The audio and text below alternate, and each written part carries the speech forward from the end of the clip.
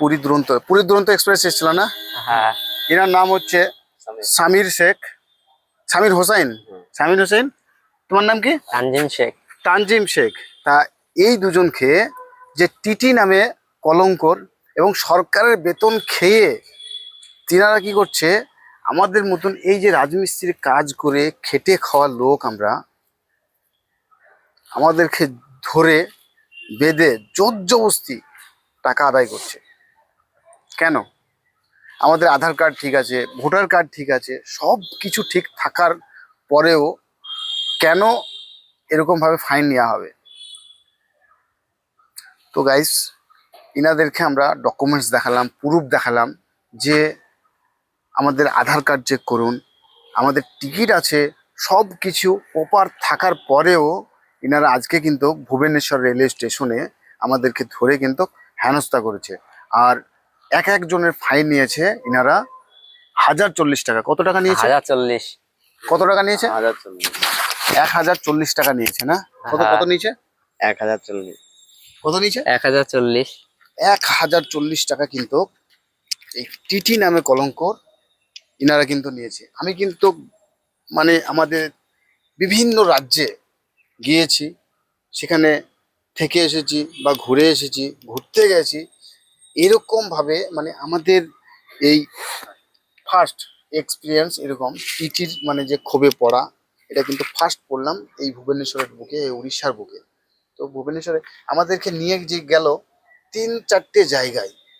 তো টিচাররা তো একদম বাজে অবস্থায়, এই দেখলাম মদ খাচ্ছে, যে জিআরপির যে একটা জায়গা, সেখানে কিন্তু মদ খাচ্ছে। আমাদের ফোনও কেড়ে নিয়েছিল, আমাদের 3 জনের ফোন কেড়ে নিয়েছিল।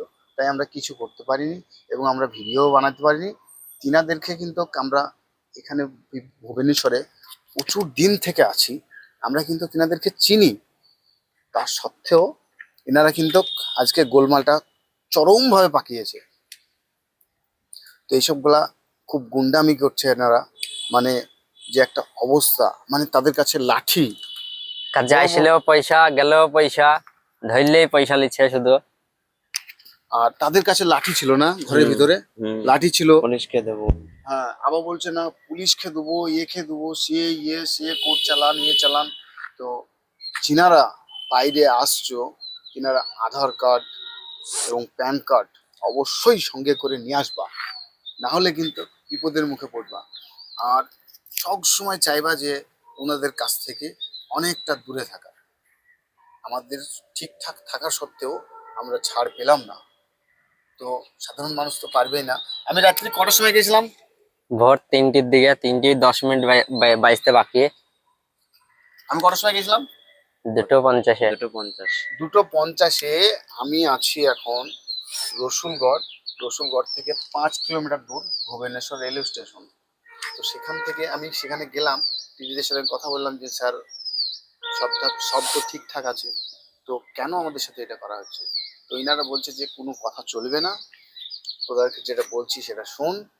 তো এনারা নিয়ে গেল 3-4টে জায়গায়, 3-4টে ঘরে বসিয়ে তারপরে কিন্তু আমাদের সঙ্গে এনারা ফাইনটা নিল। তো এরকম ভাবে এইসব জুলুমগুলা অবশ্যই বন্ধ করা উচিত।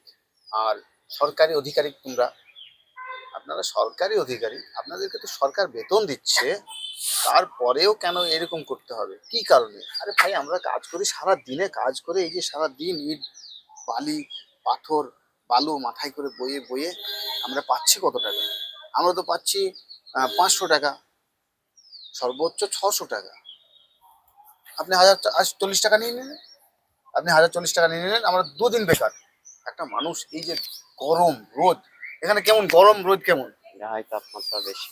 হয় তাপমাত্রা বেশি, আমরা গরিব ঘরের মানুষ, তা আমাদের উপরে এত জুলুম কিসের জন্য? এগুলো অবশ্যই যেন বন্ধ করা যায়। আর আমার যে ভিডিওটা দেখছো ভাই, তোমাদেরকে বলছি অনুরোধ করে, যেন আধার কার্ড ভোটার কার্ড এগুলো যেন প্রপারলি থাকে, আর সব সময় কনফিডেন্স নিয়ে থাকবে। কারণ কোনো জায়গাতে মানে বিশেষ করে আমি যা দেখলাম আজকে, টিটিদের সঙ্গে তো ভালো ব্যবহার করা যাবেই না, ভালোভাবে কথা বললেও দোষ, ভাববে যে এ খেপা আছে বা বোকা আছে। এটা কিন্তু একটা সবচেয়ে বড় পয়েন্ট।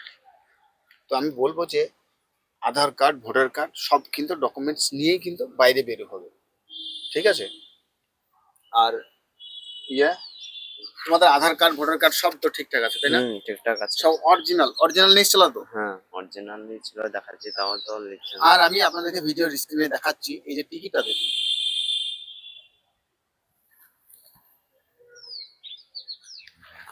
টিকিটে তো তানজিম শেখ, হ্যাঁ সামির হোসাইন, ইয়াজুল শেখ হ্যাঁ সবারই নামটাই আছে। তো কেন এরকম করা হচ্ছে? তো অবশ্যই যেন এইসবগুলা যেন বন্ধ করা যায়, ইমিডিয়েট যেন বন্ধ করা যায়, না হলে কিন্তু খুবই খারাপ হবে।